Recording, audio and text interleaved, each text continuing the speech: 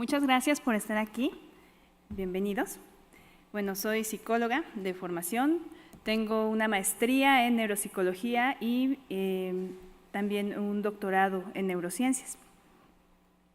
Todo por la UNAM. Bueno, creo que la primera pregunta es, ¿para qué sirve la evaluación neuropsicológica, ¿no? en estos pacientes? Bueno, lo primero es que nos va a dar diferentes beneficios, diferentes ayudas. La primera es que nos permite proporcionar una contribución colaborativa en la localización de la lesión, identificación de la lateralidad hemisférica y también apoya en la selección de pacientes. También nos permite establecer una línea base respecto al funcionamiento cognitivo del paciente. Nos proporciona datos para hacer predicciones respecto a los riesgos y a la mejoría en aspectos cognitivos, así como también nos ayuda a tener información para dar consejería a los familiares y al mismo paciente, ¿no? Vamos a ir desglosando cada uno de estos puntos para explicar de qué manera se cumplen estos objetivos. También esta evaluación nos permite diseñar programas de intervención para aquellos pacientes en los cuales hay riesgos de deterioro cognitivo, ¿no? Intervención que se realiza antes de la cirugía para favorecer el uso de recursos compensatorios que puedan beneficiar al paciente. ¿De qué manera nos contribuye a la localización de la lesión? Bueno, ha sido demostrada la correlación entre alteraciones cognitivas y los datos obtenidos mediante técnicas de neurodiagnóstico. El foco epiléptico se asocia a diferentes alteraciones funcionales, entonces mediante la evaluación podemos identificar aquellas funciones en las cuales se está presentando alteraciones. No solamente asociadas específicamente al foco epiléptico, ¿no? Sino que las funciones cognitivas son realmente una constelación que implica diferentes subsistemas y entonces podemos ver qué otras funciones se encuentran afectadas. Así podemos saber cuáles son la sintomatología cognitiva esperada, pero también la que no es esperada, ¿no? Respecto a la lateralización de la dominancia hemisférica, sabemos que el test que se utiliza es la prueba WADA, ¿no? Es el que se utiliza siempre. Pero bueno, en la actualidad, además de esto, se utilizan otras técnicas de neuroimagen. La resonancia magnética, sin duda, es la que se ha utilizado mucho más de manera reciente, pero los test neuropsicológicos también nos ayudan. Hay varios tests que podemos utilizar. El más conocido, yo creo que han revisado, es el de escucha dicótica. Pero hay otros, ¿no? Hay test de lateralidad como el test de Harris, la prueba de Annette, la prueba de Vergés, la prueba de Edimburgo, y también se ha documentado también analizar la discrepancia en el tiempo de respuesta en pruebas de memoria. Aquí se evalúan dos tipos de memoria verbal y memoria visual. Y entonces se analiza la velocidad de procesamiento, la velocidad de respuesta. A mayor velocidad de una tarea, se dice que se puede establecer hipótesis del hemisferio dominante. Esto, evidentemente plantea hipótesis. Cuando hay discrepancia de los resultados de las evaluaciones, entonces se tiene discrepancia con respecto a las pruebas como la resonancia magnética, por ejemplo, se plantea si puede haber una organización cerebral anómala. Esto es muy importante en el caso de los niños, por ejemplo, ¿no? En los cuales cuando la epilepsia se presenta en edades más tempranas, es mucho más común una organización cerebral anómala, ¿no? Entonces, por eso también es importante contar con estas pruebas. Y en el caso de que haya una concordancia con respecto a los estudios, da más confianza respecto a los resultados de lateralidad obtenidos por estos otros estudios. Con respecto a la selección de los candidatos a cirugía, ¿de qué manera nos apoya la evaluación neuropsicológica?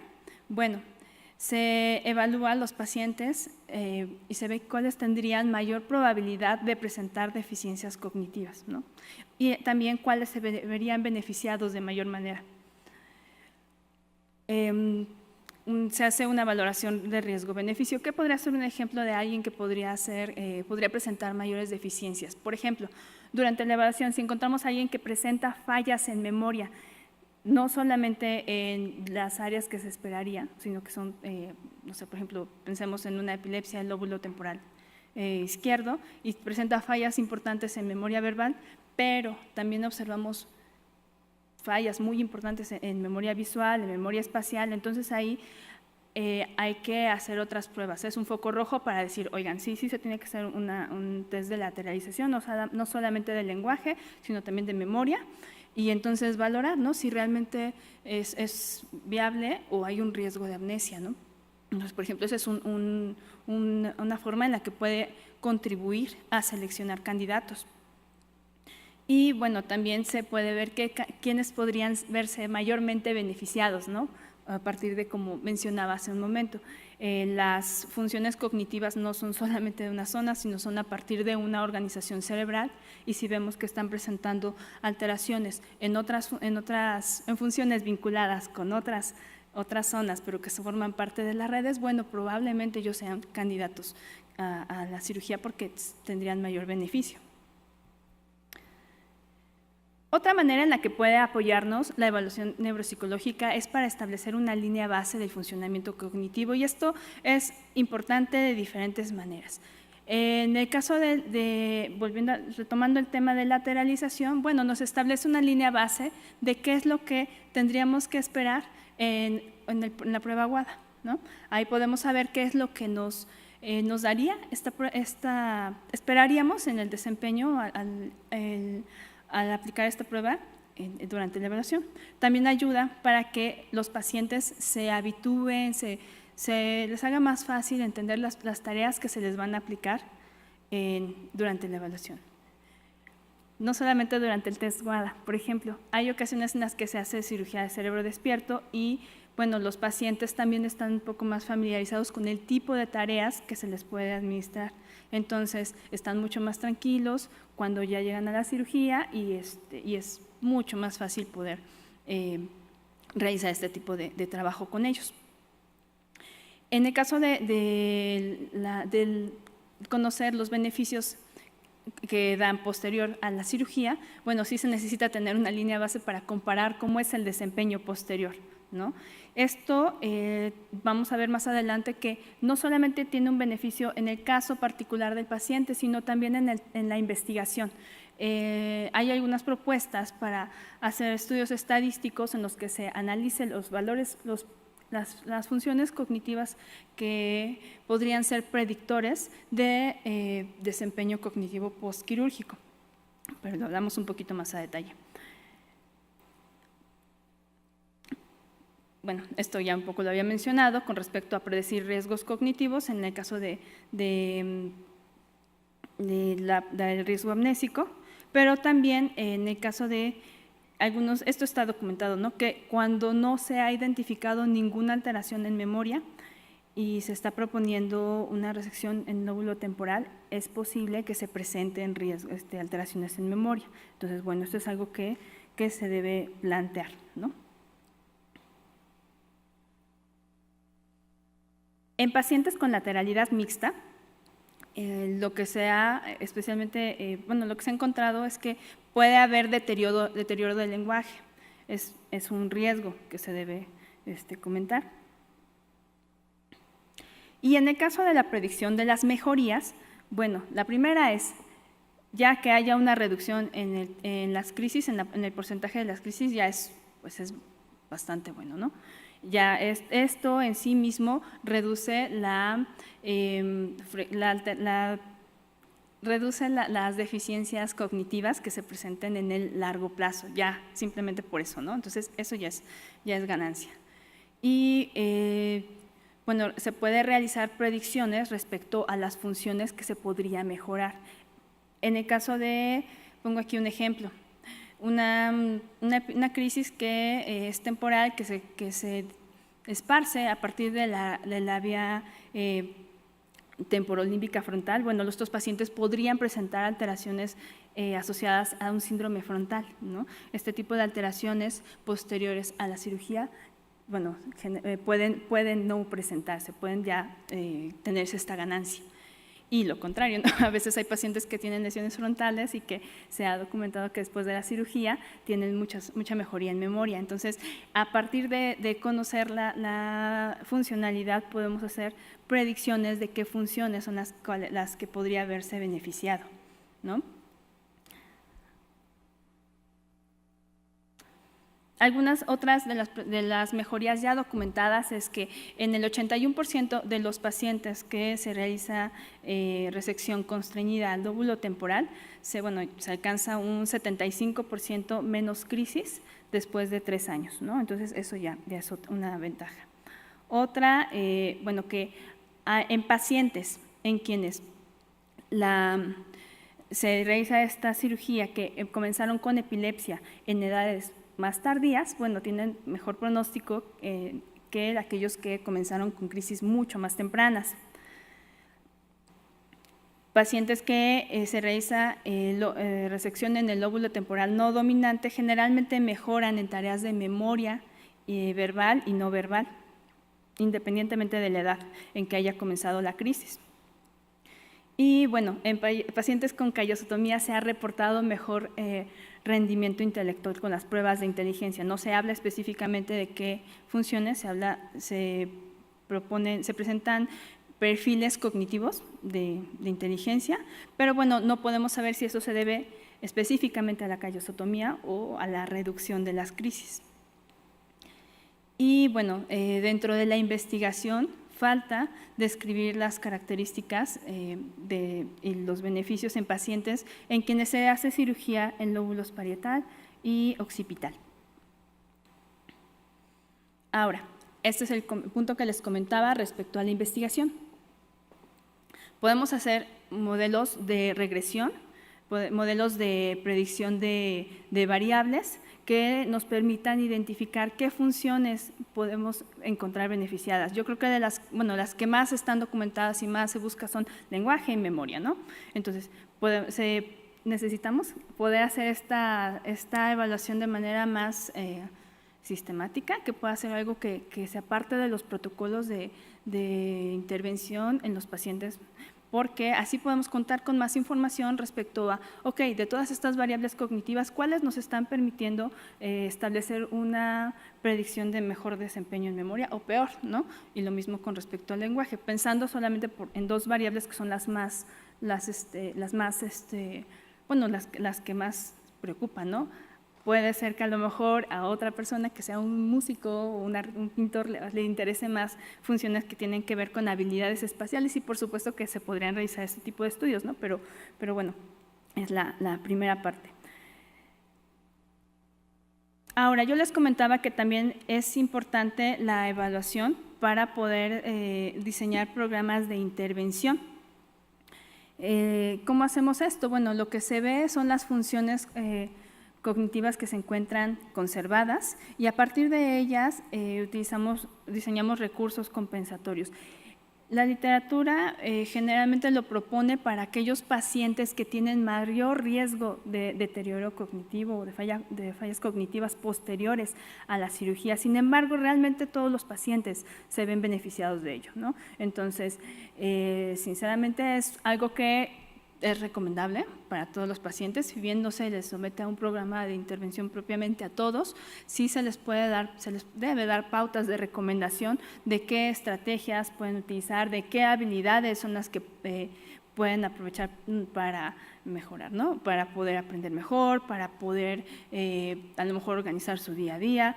Todo esto encaminado a las necesidades de cada paciente en su día a día, ¿no? En su cotidianidad. Ahora, con respecto a la consejería, voy a hablar de esto especialmente de las expectativas. Muchos pacientes tienen expectativas o realistas o muy irreales respecto a la cirugía. Hay algunos que piensan que van a ser más inteligentes después de la cirugía u otros que tienen miedo, ¿no? De que no, después de esto a lo mejor no voy a poder hablar o no sé, muchas cosas, ¿no? Muchos miedos. Entonces están los 2 extremos opuestos. Entonces sí es importante plantearle estas expectativas, o sea, llevarlos a una expectativa más objetiva, ¿no?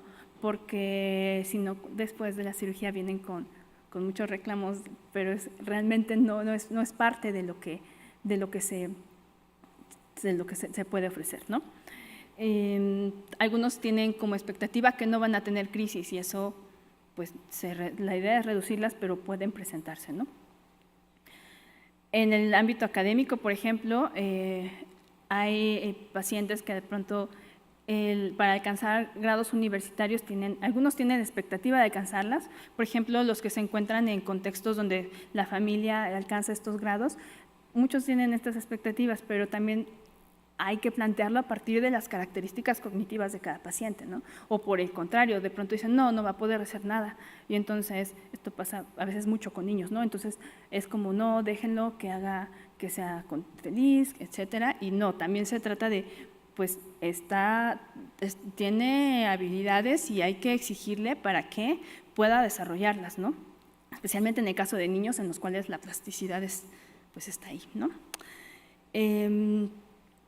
Algunos tienen expectativas respecto a los cambios de estilo de vida. Esto lo he observado más con adolescentes, ¿no? Muchos chicos saben que tienen que seguir ciertas indicaciones, no pueden tomar alcohol, no pueden irse de fiesta, ¿no? Entonces, piensan que ya después de la cirugía ya van a poder hacer toda la vida normal y común y de fiesta. Y no, tampoco. Entonces, sí hay que explicarles que la cirugía les va a dar beneficios, pero no va a cambiar esto. Algunos piensan que a partir de ello van a poder encontrar pareja, se van a poder casar, van a poder formar una familia. Hay muchas mujeres que quieren embarazarse, ¿no? Entonces también esto se tiene que analizar a partir de todos los factores. Es importante plantear esto. La cirugía sí puede dar muchos beneficios, pero no va a cambiar la dinámica del paciente ni la vida, ¿no? Entonces eso es importante considerarlo. Y bueno, a partir de esto se les da resultados, se les retroalimenta respecto a los aspectos cognitivos, pero el impacto también que la cirugía podría tener en su estilo de vida, en su funcionamiento diario, ¿no? Y esto, o sea, ver qué objetivos son realmente alcanzables y cuáles, pues la verdad que no. Lo que les comentaba, la cirugía no soluciona problemas de la dinámica familiar y social. Aquí es importante analizar también la pertinencia de un equipo interdisciplinario. En ocasiones también se requiere incluir a terapeutas del lenguaje, a terapeutas físicos,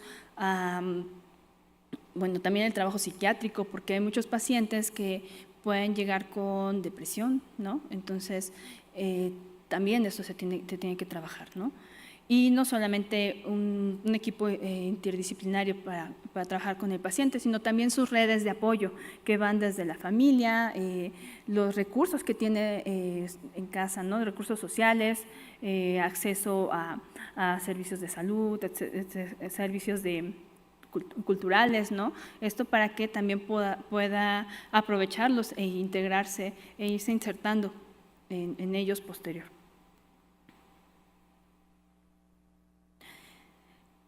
Lo que les comentaba, en el caso de niños y adolescentes deben plantearse expectativas realistas respecto a su educación.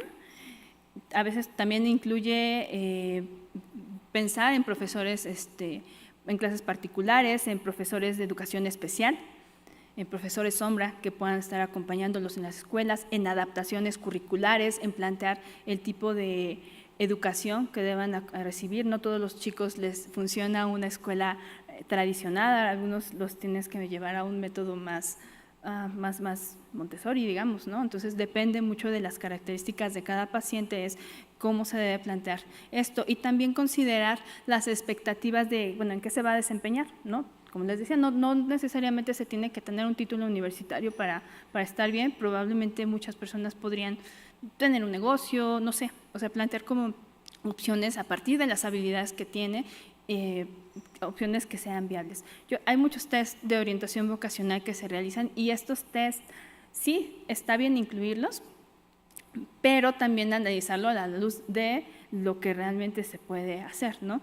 De pronto estos test lo que hacen es preguntarte cosas como, ¿te gusta la pesca? ¿Te gusta hablar en público? ¿Te gusta tener gente a tu cargo? Y muchos adolescentes me dicen, sí, a mí me encanta tener gente a mi cargo, pero, híjole, ¿cómo? ¿Qué pasa cuando los tienes a tu cargo? ¿Para qué, no? Y cómo es realmente esta dinámica. Entonces, sí, o sea, se puede aplicar estos test, pero no dejar, si el resultado dice que estás hecho para ser gerente, no. Espérense, o sea, hay que ver cómo te encuentras cognitivamente para poder tomar decisiones de qué es lo que sigue.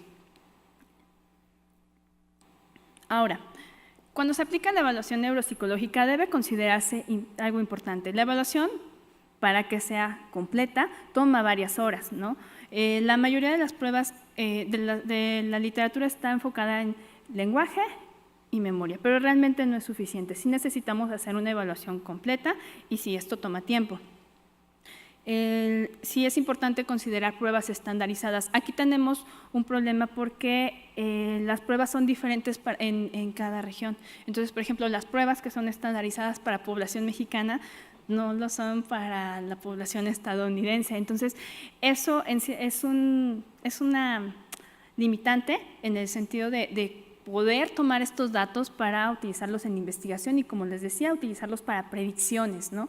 Entonces, ese es un problema, ¿no? Pero sí es necesario que sea estandarizado para la población en la cual se está administrando, a la cual pertenece el paciente. Deben ser sensibles a evaluar la integridad funcional de diversas áreas cerebrales. Aquí tenemos las pruebas Wechsler, que son las que están más documentadas, las pruebas de inteligencia, ¿no? Son pruebas de inteligencia, pero no son sensibles específicamente a esto, ¿no? O sea, sí se puede realizar una interpretación, pero hay otras pruebas, otros test que sí están diseñados para evaluar el funcionamiento cognitivo y asociarlo a la funcionalidad cerebral, ¿no? Entonces, esto es importante. Es importante también considerar la edad y la discapacidad del paciente.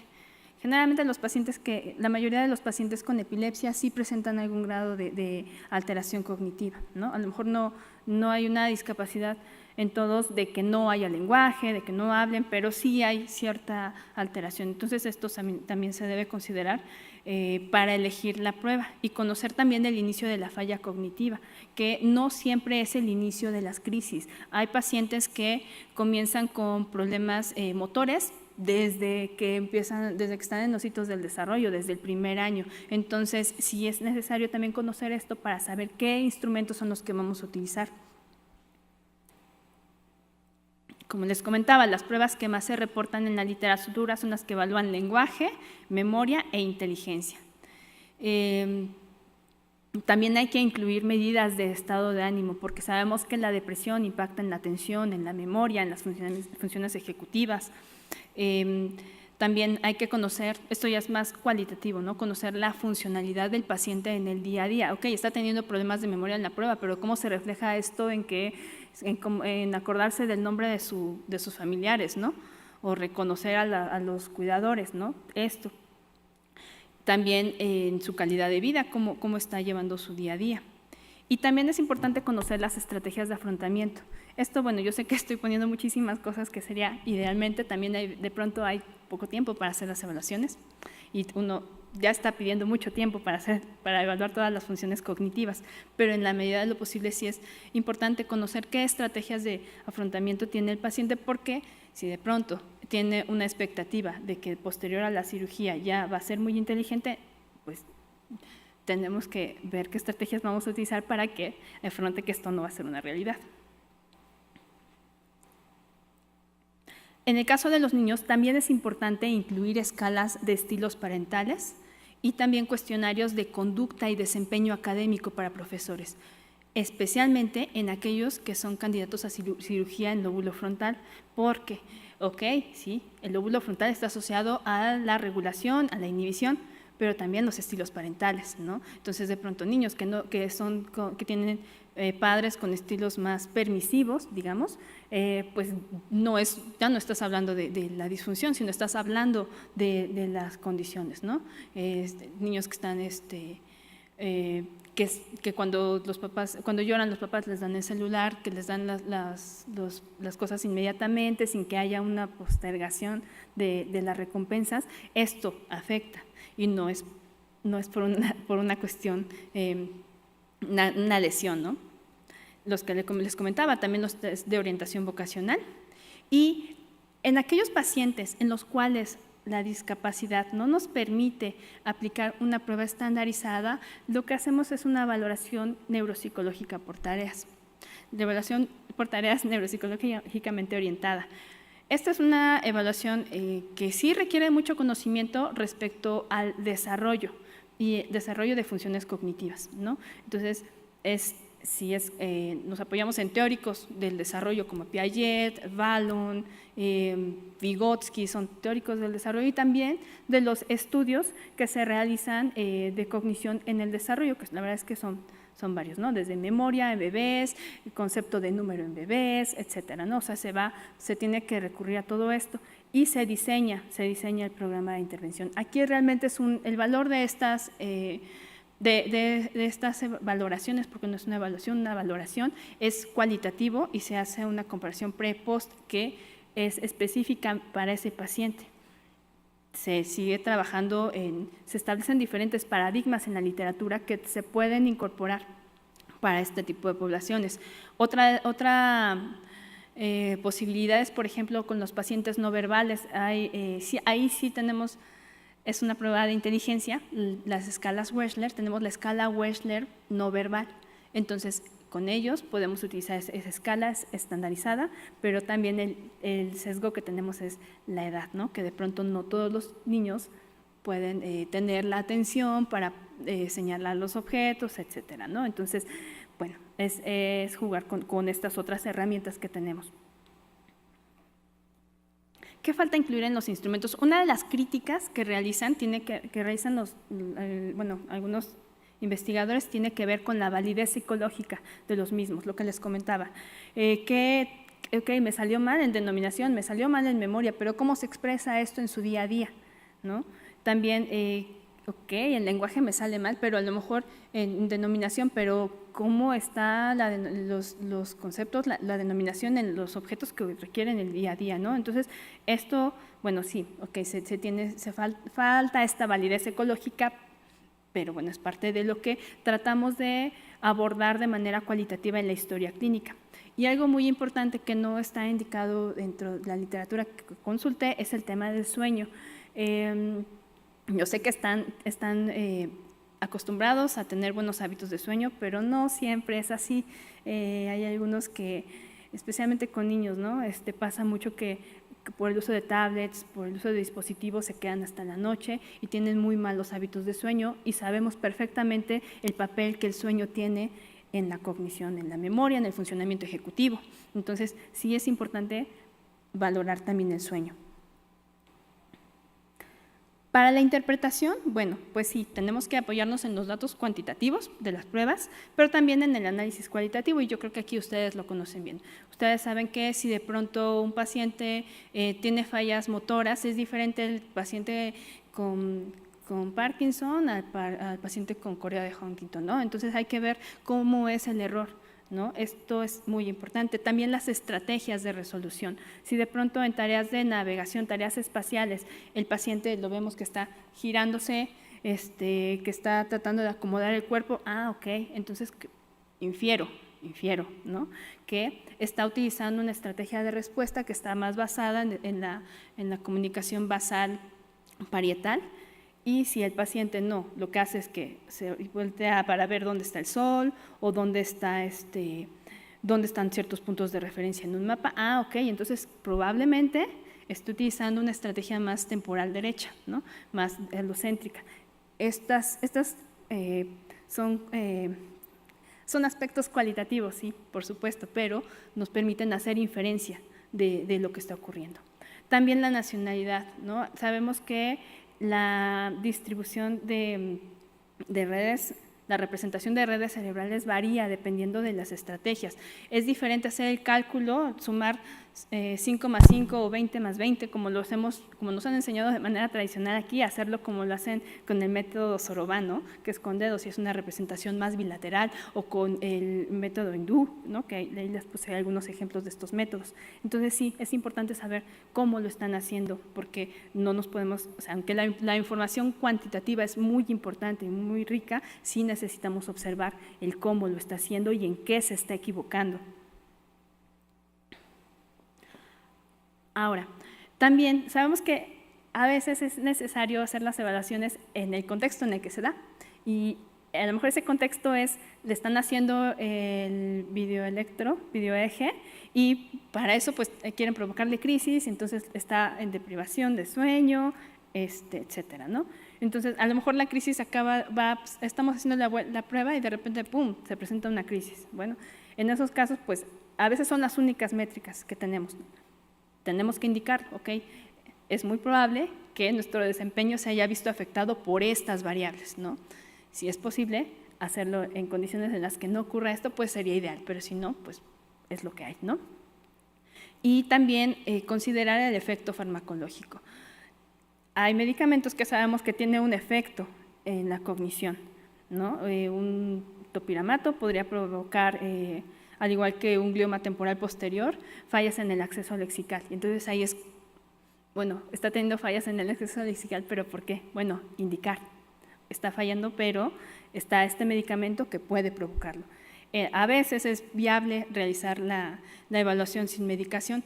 Dentro de las ventajas y desventajas, por ejemplo, de cuando les están haciendo el videoeje, es que a veces les quitan los medicamentos, ¿no?, para provocarles las crisis. Entonces tenemos la desventaja de que, bueno, pues están desvelados, etcétera, pero tenemos la ventaja de que no está el medicamento. Entonces, un poco jugar con esos factores.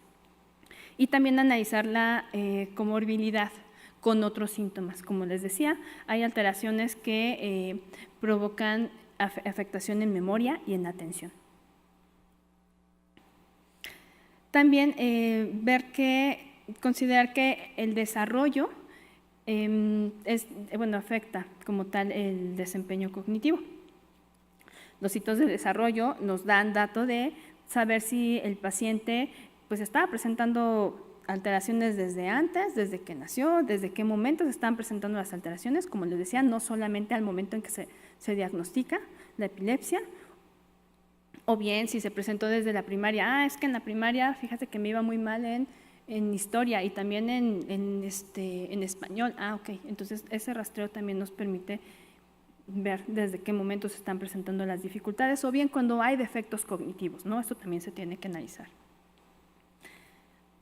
Y bueno, la validez de estas pruebas es importante considerarla, ¿no? La evaluación prequirúrgica no debe tener una antigüedad mayor a 18 meses en el caso de los adultos.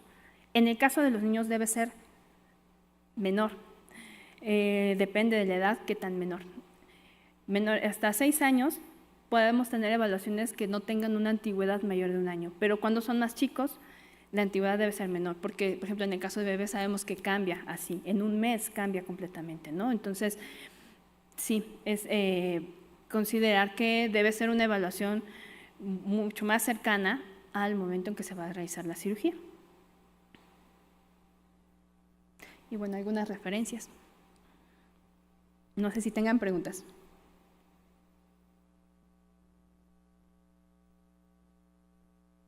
¿No? Ok, pues les agradezco muchísimo. Que tengan muy bonito día.